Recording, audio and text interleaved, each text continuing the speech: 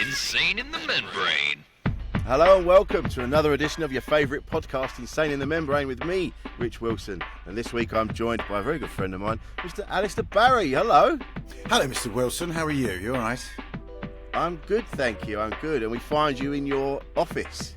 You find me in my At the bottom of your garden. Swedish sex dungeon in the bottom of my garden. Yes, a lot of pine in here. And all good. Just turned the heating on and the tumble dryer off. So we're cooking on gas here. Ah, what a time to be alive! I'm glad we could. I'm glad we could catch you. You're in the middle of your tour. I am in the middle of my tour. I was in Woking last night, which was very pleasing because the show is called Woke in Progress. So Woking was lovely. Very nice show. And support from Mr. Don Biswas. And what have I got tonight? Tonight I'm just doing a regular show in High Wycombe, and then I've got, what else have I got? I've got Bromsgrove coming up. I've got the Comedy Store on the 28th of November, which I may mention, should we say, every 30 seconds during the podcast, because that's quite a lot of tickets for someone of my kind of veteran but not enormously famous status to sell. So it's looking great. But November 28th, Comedy Store. Anyone in the London area or wants to fly in, that would be fantastic, because that is we're filming that as well. So November 28th, Comedy Store, and that is having a massive effect on my mental health. Well, you've come to the right place. I think this is the thing about being a cult figure, or like respected, but they go like, yeah, but that doesn't sell tickets. I was going to say, cult figure. Fuck, if I was, that's the nicest thing anyone's ever said about me, mate.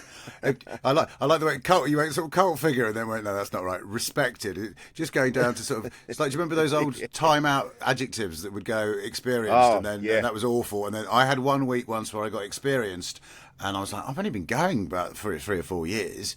And then the next week I got highly experienced, and I was like, well, I might as well kill myself at that point. But yeah, I don't know if cult figures it, but no, it's nice. The tour's nice. I found, you find out that after 20 plus years on the circuit, there are quite a lot of people who want to come and see you, but I'm not booking the O2 just yet. No, well, this is your first time round, so you never know. We'll This is how it starts. You've got to take that. Got to start somewhere, haven't you? Yeah. So I'll be starting November the 28th at the Comedy Store. That's what I'll be doing with Chris McCausland as well. I should probably add that, because Chris, who is above the level of cult figure and actually now genuinely famous, has very kindly agreed to do the support slot, which I can't call the support slot, the special guest spot. So I might mention it from time to time, mate. But that's obviously not why we're here. Fine.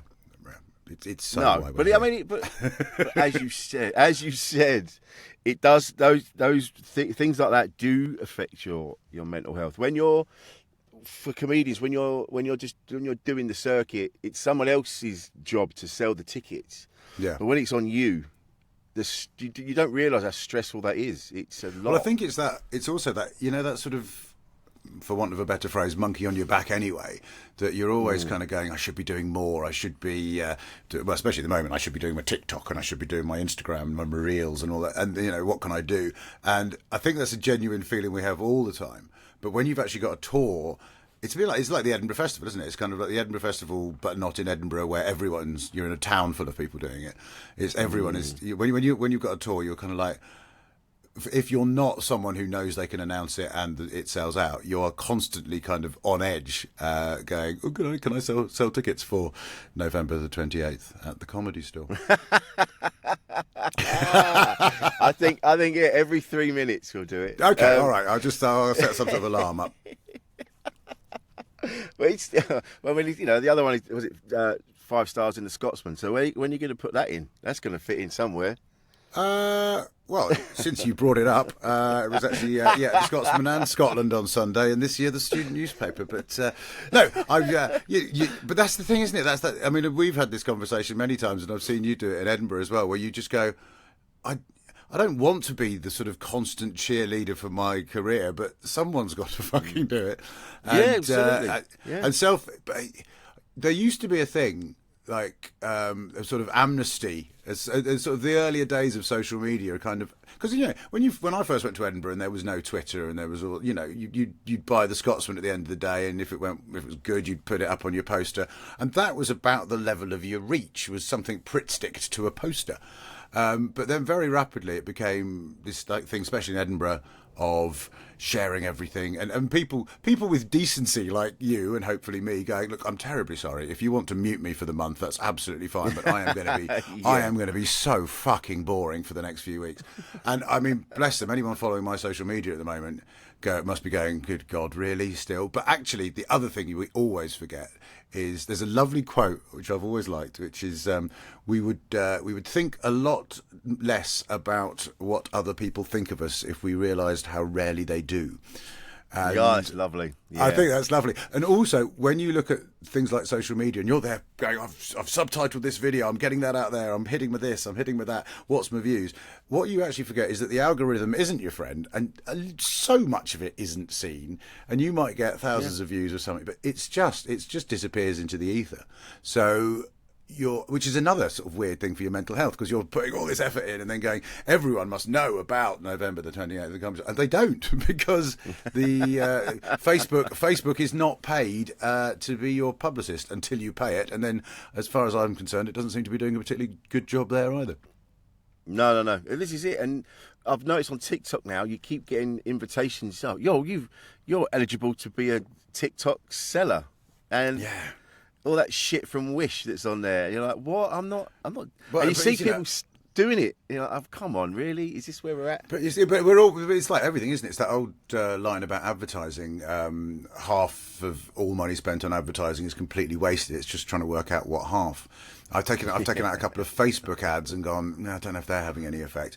But then, and also it's that mad thing that you have now, which again I think does have I think it's quite dangerous, that you can suddenly get, especially on TikTok. Someone said something lovely that I keep on quoting people. I've got to think of my own versions, but someone said something brilliant the other day about TikTok. They said TikTok views are very much the Zimbabwean dollar of the view total.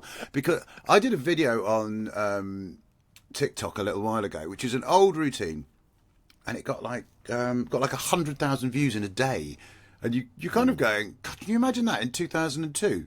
If you did something got 100,000 views, you wouldn't even know what a view was, but 100,000 views in a day, you'd be going, hello, here we go, let's book my stadium tour. As it is now, you look at it and go, 100,000, wonder what I said that made that work. So just leaves you in a very odd position mentally. It's such an odd position, and on top of that, you've got young children that you have to take care of, and you're an older dude. This is what I wanted to talk about. I bet it is, mate. I bet it is what you wanted to talk about. I've got two of them. You've only got one incoming, which is still. I have to tell your listeners this, because it's one of my favourite things, and I've known you and loved you for a very long time. But we were doing the Frog and Bucket in Manchester, and went for a beer around the corner afterwards. It was a lovely little occasion because Steve Gribbin, another old friend, was there. It was wonderful. Geordie. We had a really nice evening, and not sort of doing our 20-year-old smashing it thing, just having a few pints in a chat, and it was lovely. But then I saw you, and you just got to that point beyond completely sober, but just into tipsy, nothing further than that. And then you just suddenly turned to me and went, Kate's having a baby. And I was like, oh, brilliant. Because clearly been sort of backing up, Kate's pregnant. And I was like, we had a big cuddle because it was lovely. But the fact that I am having tremendous time as a now 52-year-old with a 6-year-old and a 4-year-old, which I talk about at length, my delightful little neurodivergence. The fact that you're suddenly, with having done this whole with two older boys, suddenly finding yourself about to be a dad at my age again, I have to say, is one of the funniest things I've ever heard. It will only be superseded by you having a second, but we've already discussed that, and I've shown you a picture of my vasectomy, so maybe we'll. I mentioned it on an episode of this when I did you?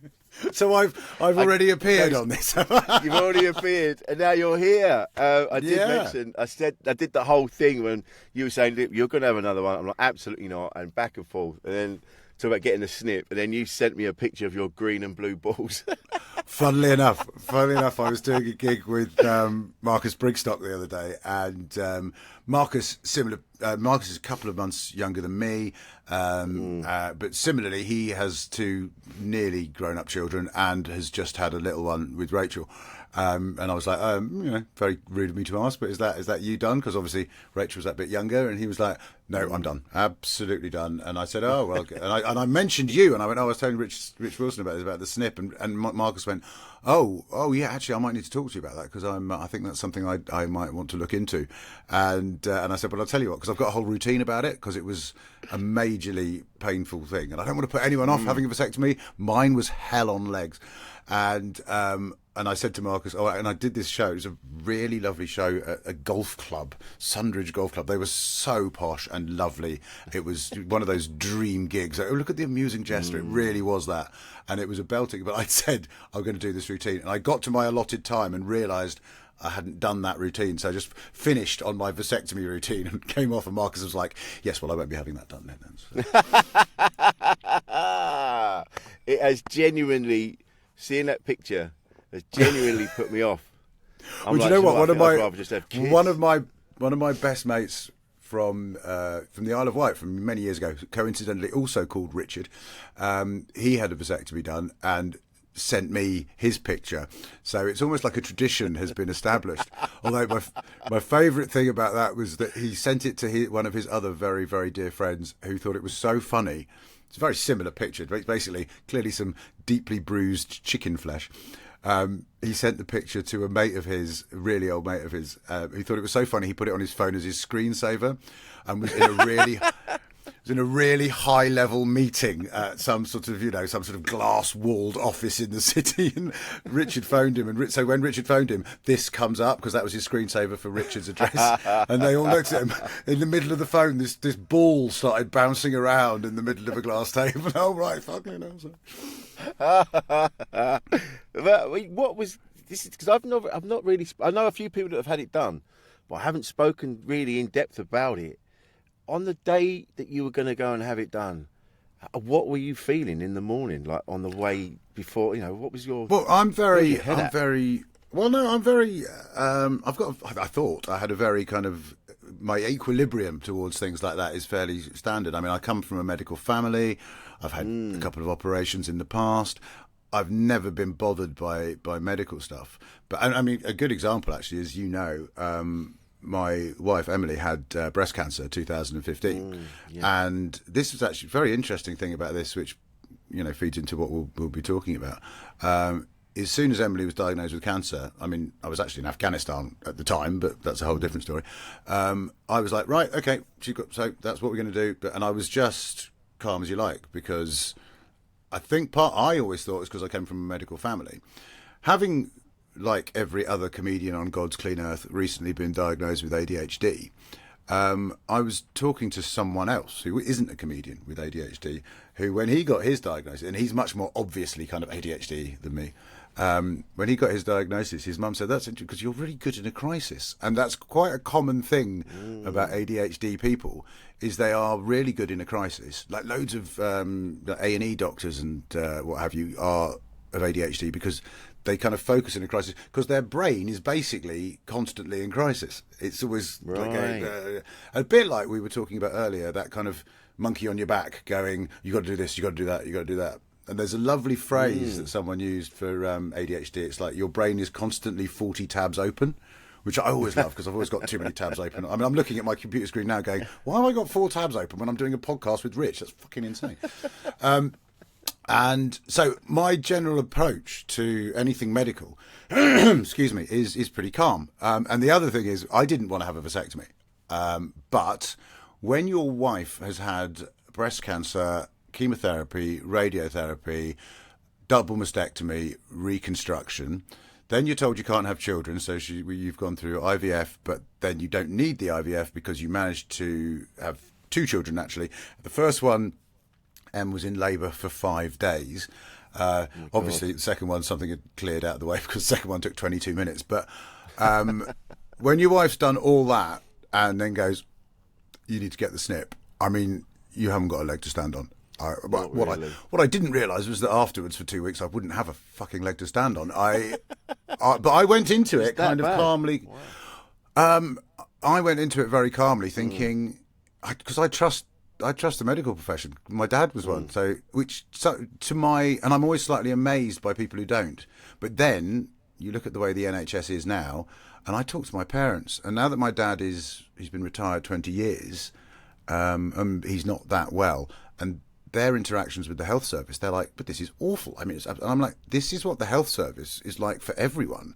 It's just that for years you were in it, and so, something was wrong. You gave John a call, and he came and had a look and all the rest of it. So I've always been very trusting of the health service. My parents are starting to realise what the health service is actually like. And I was told, I mean, this was the thing that got me, is that so many mates, because obviously I'm at that age, the amount of mates who'd gone, oh, yeah, no, just like a small tugging sensation. And you're like, okay. And I just thought that'd be it. And, okay, the local's going to hurt, obviously, because, there's, as I say on stage, they are spearfishing your gonads. So you do know that's going to hurt, but you think that's... And then, honestly, mate, he was like, right, here we go. And fuck me. I screamed like I was not expecting. It's like, that feeling when you get kicked in the nuts, except instead of being kicked, it's almost like someone had a pulley and just went, yank! And I was like, and I fucking screamed.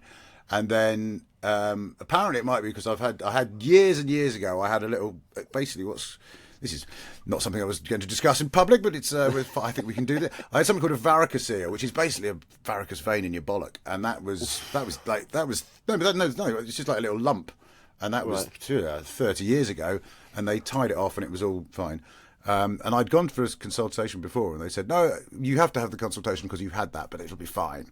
So anyway, it wasn't fine, and so then he went, oh, maybe I should put some more anaesthetic in. I was like, do you fucking reckon? What, you mean you could have put... Jesus. And then he did it again on the other side, and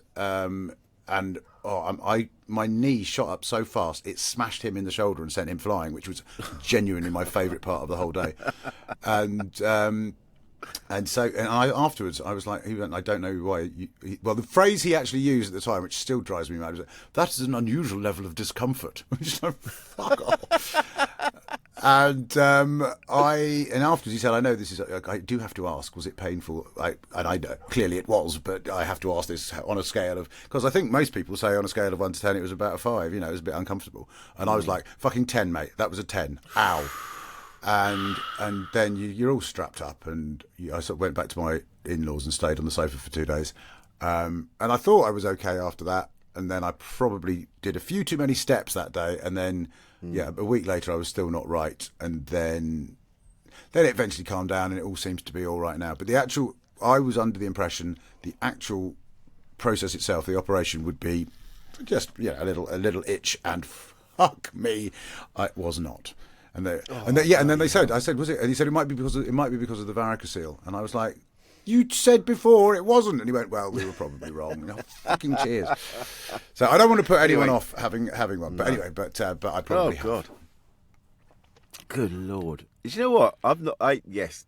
So Angela Barnes, every time I'm on tour with her, I'm glad that Angela Barnes is the first thing that popped into your mind after we were discussing this, by the way. That's... I'm getting there. Wait, there's a reason. I'll go back to a previous thing you said. Yeah, speaking of... Sorry, Angela. So every time I'm with her, and every time I tell her what's happened in the week, or what's been happening, or what I've said or done or whatever, and she's like, yeah, that's ADHD. And I'm like, it's just... Probably, yes. But now you've mentioned it with in a crisis, I'm the same. Whenever... something the shit's really hit the fan, it's like everything kind of slows down, and I can see it in front of me, and I'm like, right, this is what we need to do. And it's a confidence like no other. It just kind of goes, right, we're going to do this, and everyone's like, there's sort of calmness, isn't there? Yeah, and it just comes out of nowhere, and it's happened a few times. Yeah. Rest I mean, of the time, funnily I'm enough, just come absolute clown shoes. But when it's a crisis, yeah, but that's the thing, like the disorganisation. I mean, what I've found interesting. I was very because I did an interview the other day to publicise the Comedy Store on the November the 28th, and that's more than 3 minutes. And but the journalist who interviewed me had recently interviewed Angela, and she is what's the word I want to say. I don't want to make it sound unpleasant. It's not preaching, but. You know the word when people sort of like really want to tell you about something they found out about, and it's I can't think of. Yeah, it's called. No, we'll get there. Yeah. Someone will have to think of that. Yeah, when you're quite fucking not messianic. That's horrible. That's not true at all. But it's a religious quote. It's a religious word, isn't it? When you're quite. Yeah. Wow, God. Yeah, but we're getting really old, and we both got wordplay. Evangelical. God Almighty. Well done, producer Paul. That is producer Paul. You're an absolute legend, and that's. I think that tells us all we need to know about our mental health at this point. There's two 50-year-old men, one with 2 young children, one with a young child on the way, both with word blindness, and probably should finish. What we should do now is finish the podcast, have a cup of milky tea, and go to bed because I think we found out where we're at. She's quite evangelical about it because obviously it's had a massive impact on her. I think because Angela had, I'm not saying anything that isn't in the public domain at this point. I think Angela had a long time sort of like looking at mental health issues and as often happens with ADHD, treatment for depression and stuff, and drugs for depression. And now that she's found ADHD, as you know, he's quite like. And the thing is, when you're a comedian, to say she's evangelical, she's not. She's found her tribe, as we all do. Yeah. Because the vast majority of comedians have ADHD. It's just, I mean, it's interesting. 80% of the prison population have ADHD. Lots of people, lots of weird tribes have it. Yeah. And I suppose think the prison population could be termed creative. Well, in a sense, the thing is about it. I mean, actually, funny enough, I was talking to Brigstock about this as well, and he was saying, you know, yeah, I mean, there's people who go, I've just found out I've got ADHD. It's like, what, you didn't know? And Ed Burns' show this year, which was, if you haven't seen it, mate, honestly, Ed's show about Paul, his brother, it's genuinely, I mean, it's absolutely hilarious, but also I knew Paul quite well, hadn't seen him for quite a while, and I hadn't really said goodbye in my head, I think, and I was just at the end I was with a friend and I just weeping, but it was brilliant. But Ed's been diagnosed with ADHD, and he said, beautiful, and I'll ruin his accent, obviously, because that's what the English do to the Irish, but he did just discovered I had ADHD, which for a comedian is like finding out you had skin. And it's a lovely line, because I just think it's so, you know, all the things that make us sort of creative in the way we do what we do, but also the nuts and bolts of it, the not wanting to have anyone else be your boss, the kind of slight, I can drop everything and go over here and do that. And it can be a problem if you're totally disorganised. And what I found interesting with it is that I have got, since I've been on medication for it, I've got more done than I have ever got done in my life. It's like starting the day with some really, really bloody good coffee, but it's not good coffee. It's fantastic, clean amphetamine, slow release, but there is an element which is interesting as well of still that doesn't improve your organisational skills. So your executive function, the function bit's going a million miles an hour. The executive side is going, I think a tour show in Newcastle, followed by one in Southend, followed by one in Cumbria, followed by one in the Outer Hebrides, followed by the Scilly Isles. Sounds like an excellent programme. What could possibly go wrong? I've organised it. It's done. So I do find the ADHD thing for me has been very interesting. And I know a lot of people are really bored of it as well. That's the other thing. Like, I talk about it on stage a bit, because I've got stuff that makes it funny. But then, I mean, I went to see Phil Ellis at Soho Theatre on Tuesday or Wednesday, and brilliantly silly as ever. He's got a big bit about ADHD, you know, just going, you've got fucking ADHD, and just basically taking the piss, which it needs as well. Yeah. And you don't want... I think what's really funny is the way that a few years ago, or a couple maybe, quite a lot of people were doing kind of my ADHD journey shows, as though this is sort of, and the thing is, it's now become the point where literally every comedian is going, we can't all have a journey. You know, we've all, it's the same mindset. And I had, sorry, I keep on going off on tangents because that's me, but ADHD. The prison thing is interesting, and this might sound very arrogant, I suppose, but when I was being diagnosed, I had a 3-hour session with the consultant. And I said, you know, the thing is, I'm 51. I've got this far without really thinking there was a problem. So I find it kind of weird. Also, you do go, fuck, if I'd known this 30 years ago, maybe I'd have turned up to university occasionally, that sort of thing. And he said something interesting. He goes, well, the thing is, you're all right because you're clever. And that is the problem. If you're clever, then A, you learn how to sort of, you know, to suppress some of the things that might be more annoying ADHD-wise, and you also, you know, you use it for its good effects, creative, etc.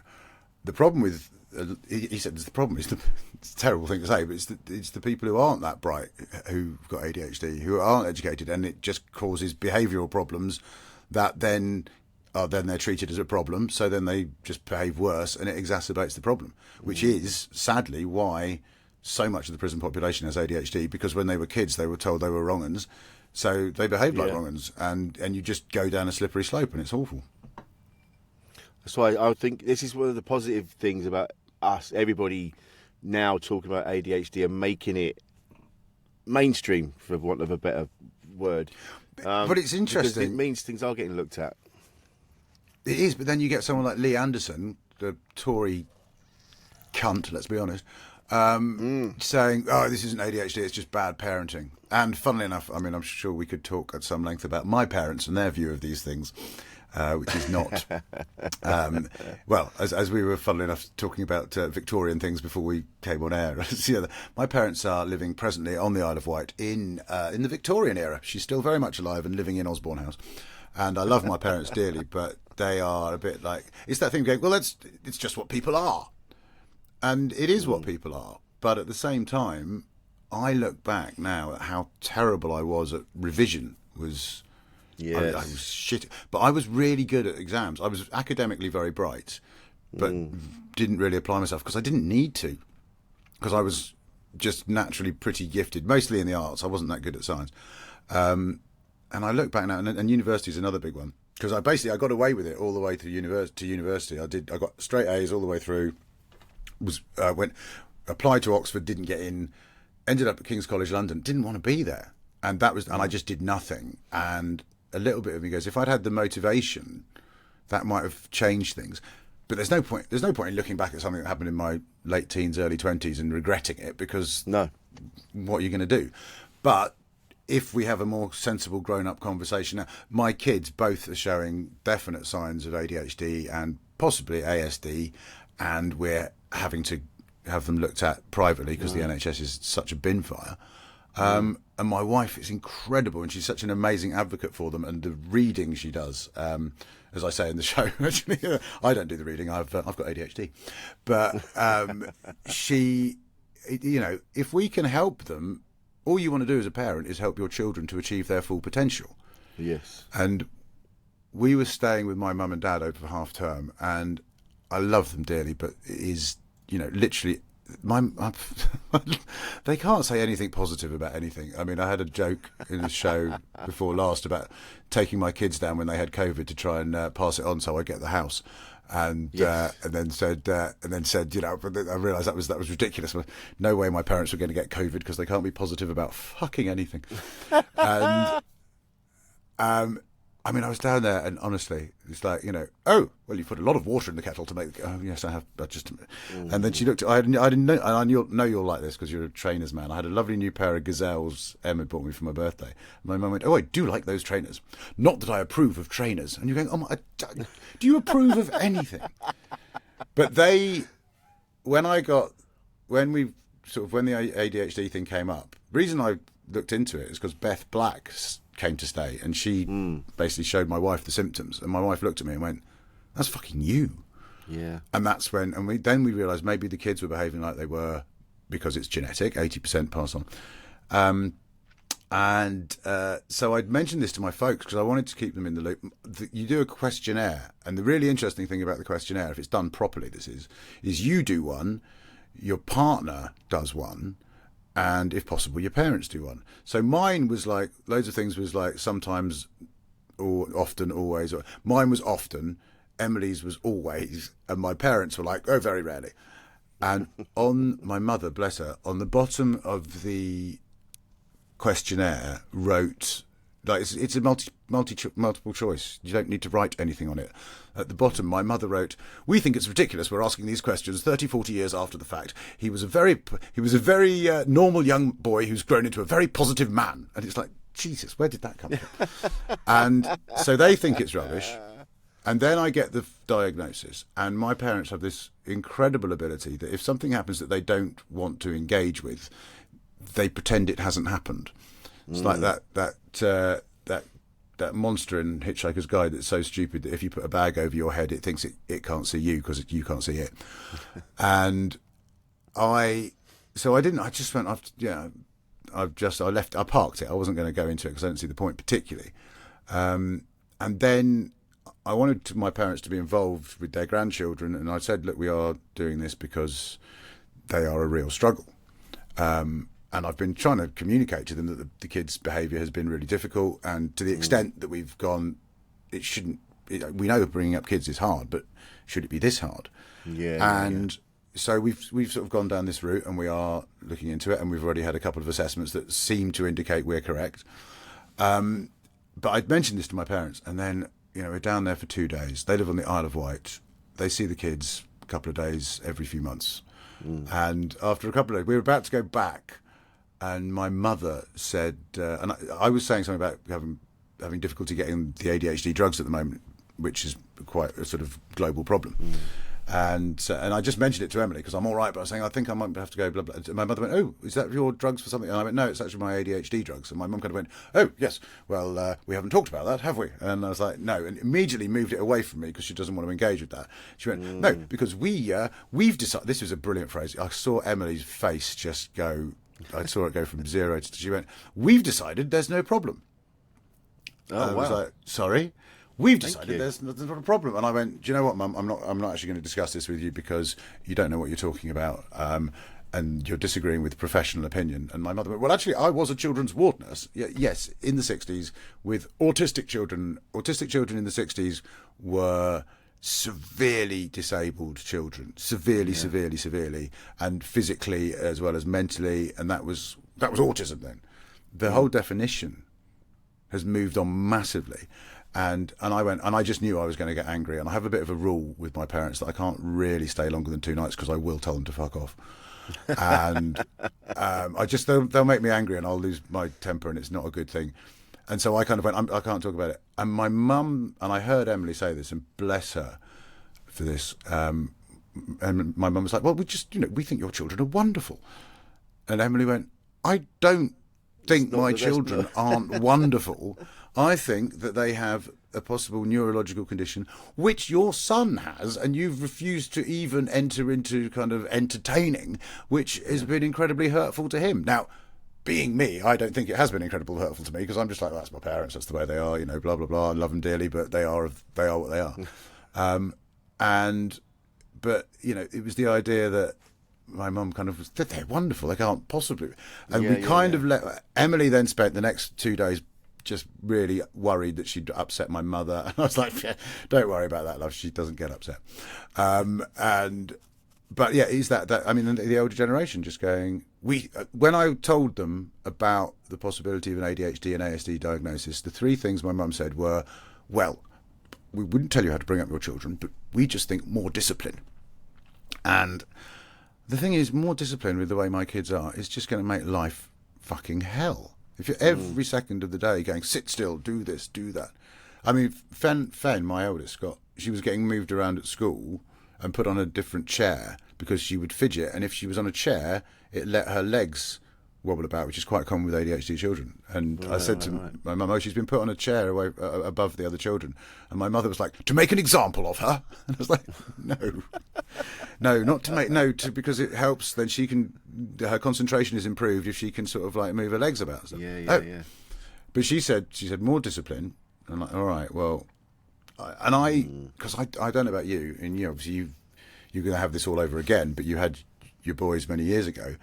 I swing between Victorian dad going, you must do as you're told, and I am the power in this house.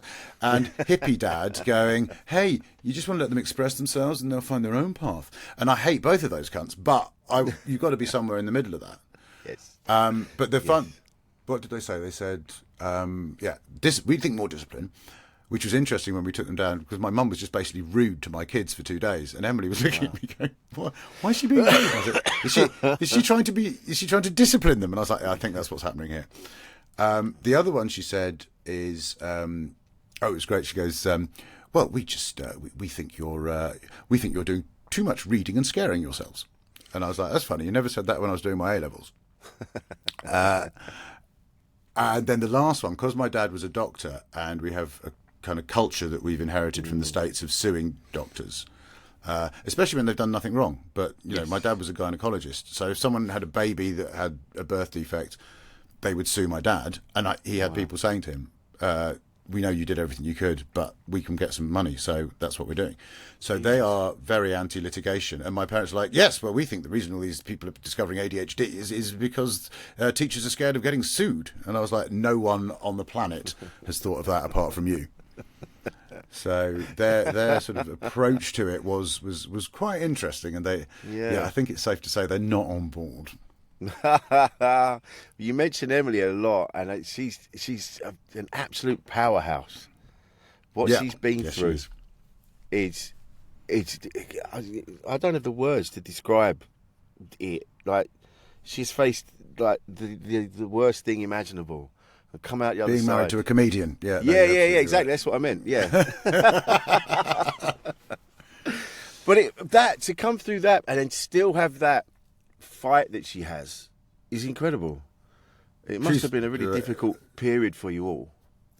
Well, yes, but also I think the one thing I would say about cancer, I wouldn't wish it on my worst enemy. No. But I'm really glad we went through it, if that makes sense. I mean, of course it makes sense. I'm the one who just stood by going, I'm running a marathon for doing a comedy show for my wife who's got this thing growing inside her that wants to kill her. But I'm coping, thanks. Never mind that, I'm running. Yeah. I don't think you'll find. I think you'll find I'm at the Soho Theatre, May 18th. With my, but no, I was in awe of her. She has since said, as we were saying at the beginning, that the fact that I was so kind of like matter of fact about it was a great help to her. Because one of the most amazing things about cancer is other people's reactions. And there's a great kind of diagram, which is basically sort of concentric circles going out from the middle. And basically, the person who's most important is the person in the middle of that circle. And that is the person with cancer. Whatever they say is right. And then outside that is their nearest and dearest, their partner, their children, whatever. And what they... So... they kowtow to her in the middle, but everything outside that kowtows to them. And as it goes out... And what is amazing is those people who, there's a couple of relatives who go, I found it so difficult to cope with your cancer. And you'll go, did you? Wow. Did you really? Wow. Okay. And people are terrified. Yeah. But there's all but the whole point of anyone, and I think this is probably true of mental health as well, but cancer definitely, there's no wrong.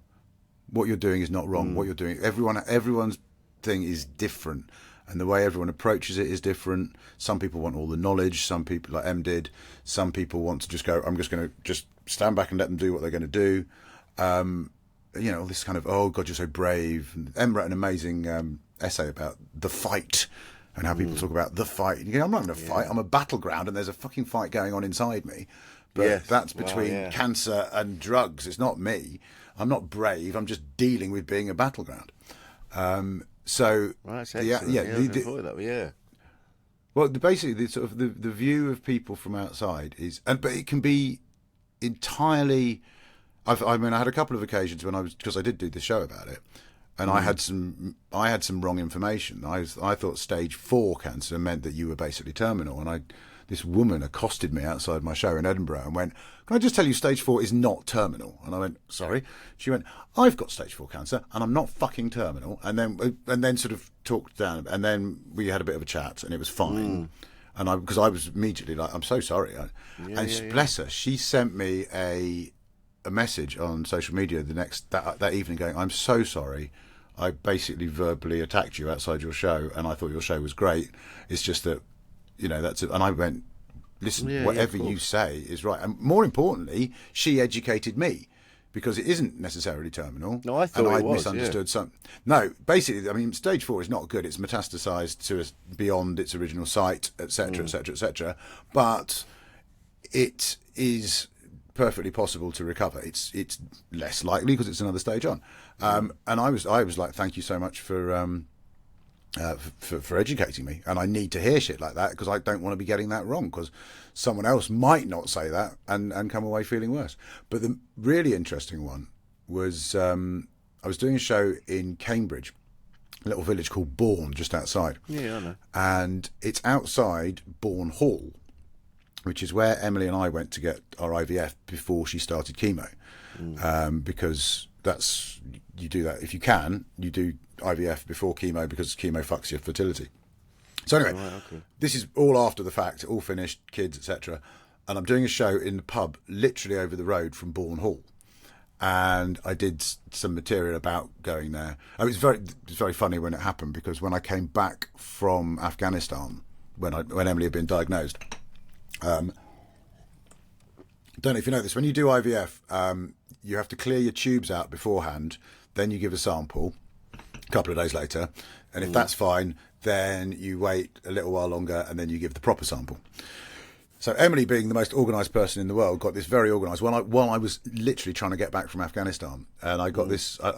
There's a whole story I did about it, but literally I had to be broken into Kabul airport by American Special Forces. And then bribe my way through the airport, and it was a mad. And then suddenly you're on an Emirates flight going, with someone going, "Peanuts?" And you're like, "I've just been in a bloody hell." And we landed in Dubai, and I got this text message from Emily going, "You're not going to like this, but we've got our appointment tomorrow. You need to clean out your tubes now. Try not to get arrested." And it was the fact that on the day that I broke into Kabul International Airport, with American Special Forces, the most dangerous thing I had to do was have a wank in Dubai airport. And so I had this whole bit about that, and then about Bourne Hall and what it's like to do IVF, and then the fact that my wife had cancer, and some of the stuff that had been in the show. And I got this message afterwards from this woman going, we loved your show this evening, but could you please do me a favour and never do any of that cancer material again?" And I was like, well, I can't promise you that. No, why? And she said, and it turns out she has had cancer and it seems to be terminal, and she's had it for 13 years, and she was with both her teenage boys, and because she was a lovely person, her concern was that her teenage boys were going, "This bloke's talking about cancer, which my mother's got." And I said to her, "Look, I'm so sorry that you've been upset by this, but I cannot guarantee I won't do that material again, because that was how we dealt with it. We made jokes about it. We laughed about it. I mean, and it gets very dark. My favourite joke of all was Wayne Deacon. You know Wayne, lovely Australian comic, good mate. Just after she was diagnosed, Wayne and I went and played golf. Oh, right. And Wayne was like, so Em's got cancer. And I said, yeah. And he went, "Oh, so you going to do a show about it?" And I went, "Yeah, I think I am. And there was this big pause, and he went, "I'll give you a tenner if she dies at the end." And what was funny about that, we both fell about, right? And we went back and told Emily, and she thought it was the funniest thing she'd ever heard. When I did that in the show, sometimes it would take the roof off. Sometimes the room would just stare at me like, "How is that funny?" And you have to justify this to yourself, not to anyone else. And I could justify I like to think I can justify every single joke I do. And so when this woman said to me, "Please don't," I said, "Look, I'm sorry, but I so sympathise, and nothing you say is wrong, but you saw I had a great gig." And she, bless her heart, she came back and said, "Oh my God, I'm so sorry. I wonder if I just wonder if this disease has made me bitter. And I was just like, no, absolutely not. It hasn't made you bitter. She'd been undergoing chemo for 12 years. Oh my It's like, God. you've got, if I, God knows what I'd be like. I saw Em after the first session. It's horrific. Yeah. And I was like, you feel however you want to feel. But I feel that those jokes they're not dismissive. They're not cheapening anything. And actually, she said, I think I was just worried about my children. And we had this really beautiful conversation, which I've kept. Funnily enough, I showed it to the promoter the next time I worked for him, and he was like, that's such a lovely... Because it wasn't, you get people coming up to you going, how dare you do this about that? But it was a really lovely exchange of views where because I also thought, hang on, I did a whole cancer show that was a cancer show. If you come to a comedy club and suddenly thinking, oh, I want a night off from it, and someone's doing cancer, then you can understand. Yeah. But it was such a lovely exchange of views. And I said, look, anytime you want to come to a show, drop me a line, I'll get you and your kids tickets. Because I do think the best way to approach it is to talk about it. But that doesn't mean that if someone says, I didn't enjoy you talking about it, your first reaction should be, fuck off. No, on everything, engage and communicate. If we did that more, everyone would be better off. Oh my God, absolutely. I mean, I think that's the main theme of this podcast is just engage and communicate. And I've learned that the hard way by not, and always be worried that I'm going to upset this person if I'm honest about how I'm really feeling. And every single time, especially in the last few years, and I've just gone, right, this is actually how I feel about this, and they've gone, oh yeah, all right, and we've had a brilliant chat. And with something as heavy as that, like a loved one being diagnosed with something so awful, I think to not talk about it or to kind of dance around it a bit would create so much pressure, which would be even more damaging than joking about it. Well, yeah, but as I say, that's also something like cancer. That is, you find quite a lot of people don't want to talk about it. And the other thing is as well, especially when it first happens, it's that it's the modern world, isn't it? You put it up on Facebook and everyone's like, oh my God, babe, oh yeah, and but literally, the initial kind of flurry of outward emotion is one thing. It's that thing 4 months down the line when you're sat on the sofa hugging a water bottle and, no one's thought, because it doesn't stop. And so the communication, especially with someone like that, has to continue. And it's actually much easier for people to go, oh, I sent a bunch of flowers in January and I haven't had to worry about it until, oh, good, no evidence of disease. And there's the whole 10 months in between is when the support is more important. It must have been horrible. I mean, it was horrible. Obviously, it was horrible for Emily, but it must have been horrible for you to see a loved one go through that. I don't know. I've only ever really experienced it once before. My friend's mum had cancer and sadly passed away, and I saw her go from, because she was it was my friend's mum. I had feelings for her when I was a kid, and so to see her go from that to just be taken down by this awful disease was truly heartbreaking. And so to be with someone like your wife in that position. But I genuinely think, and I don't know, but this is how I am, it was almost like I never even entertained the possibility for a moment that this was going to be terminal. Emily did. Her family did, friends did. Wow. I was just like, no, it's not going to happen. And I don't know if that was denial or whatever, but I didn't even think it was going to, I never considered the possibility. I do now, because there's always Emily opted for a double mastectomy because it gives you a much better insurance against cancers returning. She didn't have to have one, but she would have been unbalanced and uncomfortable, so she just went, let's just get rid of them. And so now there is always, because it's always at the back of your mind that something could come back. So I would be lying if I said I didn't. It wasn't slightly there at the back of my mind now, but when she was being treated, I genuinely didn't even entertain the thought. So it was tough. The toughest bit by a long way was her first chemo, because she was so ill and literally, just things flying out of either end, and just it was awful.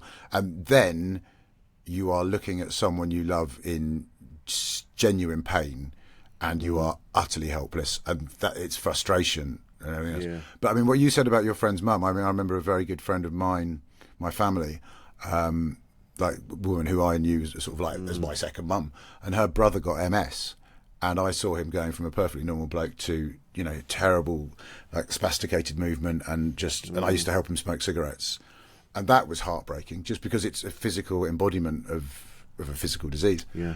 And that is very hard, and especially when you go, because we're all human, and we all kind of go, oh my God, someone over there is looking extremely uncomfortable, and it's not a good thing, but it's also it's a very human thing. And I mean, I think that's like, I had a joke about this, which I think is never quite made it to performing, but natural doesn't necessarily mean good. It's like, I happen to think racism is natural because humans are nothing if not tribal. So you're always looking for differences with someone else. There can't be a clearer indication of difference than the fact that someone is a different colour to you. So being suspicious of someone who's different is natural. That doesn't make it good. Cancer is natural. All right? Yeah. It doesn't mean good. No. And if you want to, if you want to just cut that out as a little bit of the podcast going, Alistair Barrie says racism is natural. Because that's going to be the bit. Just across insane in the membrane. The Ku Klux Klan's Alistair Barrie says. No, we'll get the right font. Cancer. We'll get the right font. Just dripping blood. Yeah, it'll be a hashtag FYP. Oh, we're gonna go all out with this one. But can I ask you something? Yeah, go on. Yeah. Well, because you said about making it, that's what the podcast has become about. Why did you start a podcast about mental health? Is that for that reason, to talk about your mental health? It all happened I was in a green room with Milo McCabe, and he asked me how I was, and I told him, like, literally, actually, I honestly told him. I'm really depressed because I'm not as good looking as you. yeah. And you're so tall and handsome. Look at you. He's like he's been chiseled from fucking marble. He gets better with age. It's fucking irritating. He does. Anyway, so you said that to him, and he said start a podcast. Well, no, because I was already at the same time I'd done another podcast called Hardcore Listings, and Brad Acton, who was one of their producers, messaged me and said, "Thought you were great. You should do your own podcast." And he came round one day, and we just I didn't know what it was going to be about, and we just sat and we went, right, let's have a chat and just see what happens. And he started talking, and he told me this incredible story, really deep, and he said afterwards, he said, I've never told anyone this before. He goes, you have something about you that brings out this in people. You should do this. This should be the podcast. And I was like, yeah, okay, cool. And then I was just sat on my bed, and Insane in the Membrane popped into my head, because it was just misheard lyrics from way back. They always rattle around in your ADHD brain. I was like, oh, yeah. And it kind of just happened. And what it is now, it's about communication. It's about opening up. And it's more about me learning. It's about, I get to speak to people such as yourself about things I don't really know much about. And therefore, I'm being educated. And then anyone listening will go, oh, yeah, I didn't know that either. So, like not knowing about stage 4, things like that. So when you said to Milo how you were feeling, so were you were in a bad place at the time? I was coming out of a bad place. I'd started doing counselling, so it was that I'd said to him, I've just had a load of counselling, and he went, what? I went, yeah. I said, I just started counselling, and then he got into it because he's a psychotherapist or analyst. He's one of those. Is he? Yeah. Yeah, he did that. Yeah. One of them. He's also he was also what's his name? Mr. Universe, sexiest man. Yeah. Tim Booth. Tim Booth's drummer. Oh, for fuck's sake! Yeah. And now the Troy Hawk is a massive star. I fucking hate Milo. Can we just call this I hate Milo McCabe? But he's not having a vasectomy. That would ruin the future of the human race. He'd knock down half of London if he had a vasectomy. Oh, bless him. Oh, that's because I wondered that because I think, and also because you and I are very good mates, and we go back a long way, and we've had some lovely times. But I think that is times. You're very.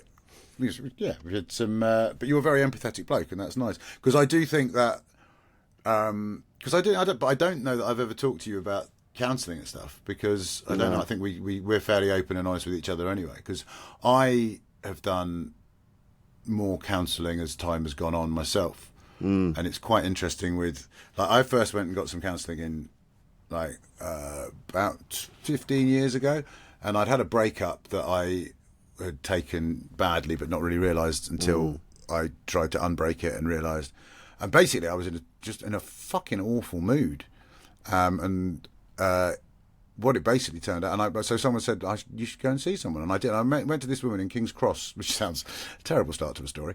And it was 30 years ago, maybe, yeah. Yeah, 30 years ago, so she was fit. No, no, and it was. Do you know what? It was more the act of going, I think, than necessarily what was said. It was the fact I'd made a positive decision to go and sit in a room and talk for an hour, and I'd still. She was always trying to get me to let go, but I retain that slight British reserve about that sort of thing, and I'm not going to cry in here.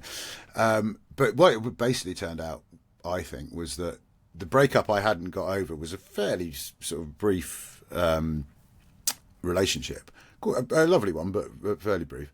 But I had been married, and because my marriage had been a disaster, when I left that marriage, it was so patently obviously a good idea to leave that marriage that I never for a moment thought anything of it apart from this is the right thing to do. But I'd actually had been married and that had not worked, and I hadn't really dealt with it. So actually it was a really good thing to go and do that, and that helped. So I became quite, I don't know if I'd say an advocate, but I was very pleased I'd done it. And I mean, Peter Gabriel said something about therapy. He said, there's no big deal. It's just like getting your car serviced.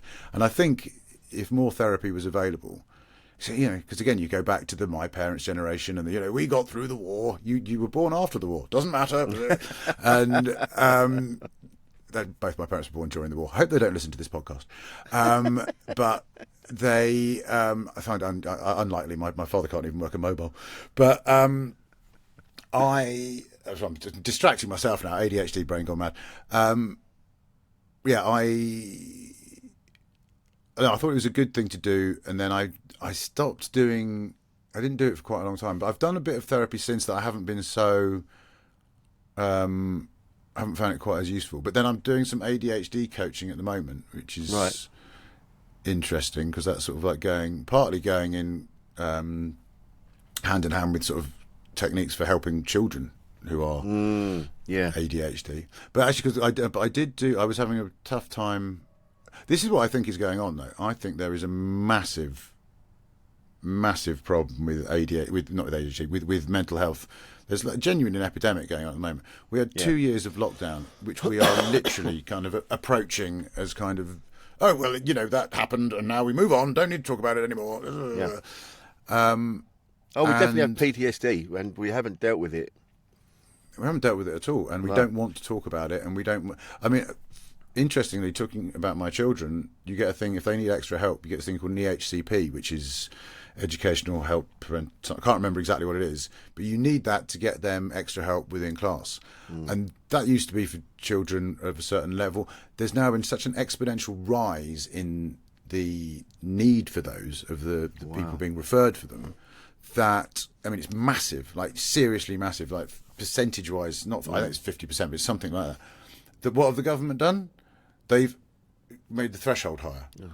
So rather than say there's a problem, they've gone, well, let's make the problem more difficult to define. And I just look at this and go, I mean, we're going through hell at the moment with trying to get my daughter seen for something through the NHS, and they're going, well, you need to do this course.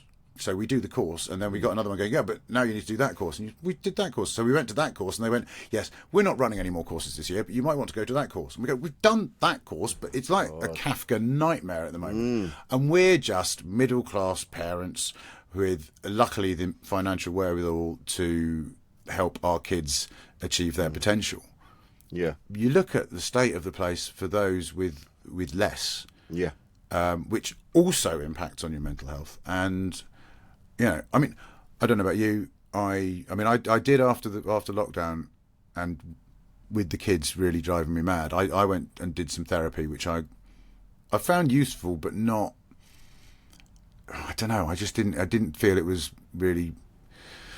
I wasn't clicking into it. I wasn't quite achieving much. I'm a fucking comedian. Of course, I love sitting there and talking for an hour about myself every week, but I didn't know if it was helping. and then, well, funnily enough, actually, I should tell that story about when I was meant to do this podcast originally. Yes. Do you remember? Because we'd said we'd do it. Yes. And so I had it booked in. We were going to do it, and I literally phoned you either on the morning or the night before and went, I'm really not in a good place. Could we maybe not do it? And you were brilliant. You were just like, of course, mate, that's absolutely fine. Because I was really struggling with my kids, and I got put, and Emily found me headbutting a wardrobe, and was like, you need some help. And she suggested getting some antidepressants, because part of the treatment for when you're coming out of cancer is you're quite often given antidepressants to help you with your mental equilibrium. And I'd never even considered antidepressants, and I also have had quite a lot of friends who've been on them and just not found them great, and getting off them being horrible. So as a result, I did popped onto sertraline. Oh, which yeah. I then saw you at a gig. I saw you at a gig about 3 days later and went, oh yeah, sorry about that. They put me on sertraline. You were like, oh right, sertraline. Fucking everyone's on that. I was like, oh good. And that was interesting, because the next time my kids made me really, really angry, I felt myself rising, and then it just kind of dissipated. And I was like, that's really positive. But also, I don't want something that blunts my emotions. So it was positive for my kids. But I also kind of went, I don't really want... Then I discovered, which is the other thing they don't tell you, stops you ejaculating. I heard, yes. I heard about this. Well, we had an incident, and my wife went, are you... And I went, I'm sorry, I don't know. She went, oh, it's the sertraline. I was like, what? And I Googled it, and he went, yes, often the trouble... I've got a joke, actually, about it in the new show, because I say I was on antidepressants. Turns out the side effect they don't tell you about is stops you ejaculating. How fucking depressing is that? And it's the one release so we I cut have. The one thing to well, funnily enough, I said the other thing is, of course, the fact is that it's depressing as it is, but when you're on them because of your children, you think, well, for fuck's sake, if you'd given them to me a few years ago, none of this shit would have happened. Which is a joke in the new show, which I will be performing at the Comedy Store on November the 28th. And that is a beautiful way to finish. This has been lovely, Al. Thank you so much for joining us. Oh, mate, it's always a pleasure to speak to you. Sorry, I burbled on and lost my thread a couple of times. No, it's beautiful. Well, that's the thing. That you and I have been friends for many years, and we have enjoyed many a good time. The most memorable being in Bath, where wearing your ex-wife's stockings on our head, and you were naked. I'd only went to the loo 5 minutes, not even 5 minutes, and I came back, and you two had turned into burglars. Yeah. Well, you were naked, so I don't think you were in any position that was to judge it. us. I ended up with my hugged you, and my junk was on your thigh, and you said, "Is your ball bag on my thigh?" Yeah. And that's when we knew that friendship was one that was going to last forever. To the extent that I was able to send you a picture of my junk in a deeply bruised state and go, this is what it could look like when you rest it against my leg in future. And I didn't even flinch. I went, oh shit, yeah, look at that. It was like... But Al, what do you need to plug, mate? Where are you going to be? What are you going to do? Where are you on the socials? Well, I don't know if I mentioned it, but I'm playing the Comedy Store on November the 28th. I'm on tour. All the dates are at alistairbarrie.com. Anyone in London, I really would appreciate. It's the biggest venue I've ever played on my own. Comedy Store is the gig I've done more than any other gig on the planet. So I would love to see anyone and everyone down there, 28th of November. But if I'm near you, it'll be on the website. Socials are all at Alistair Barrie. As Stuart Goldsmith pointed out the other day, he said, he thinks I'm the only person he's had on the podcast who's managed to get their own name without any deviation on all the socials. So it's Alistair Barrie with an IE. And Rich, as ever, my love, it is such a joy to see you and talk to you, and I am really looking forward to seeing you being a daddy again. We shall have to have a couple of days out where I just watch you and see that the grey beard has become even greyer, as mine is so doing. Keep near, because it's going to happen, and I look forward to it. This has been Insane in the Membrane. This has been my good friend Alistair Barrie. I've been Rich Wilson. We'll see you next time. Insane in the Membrane.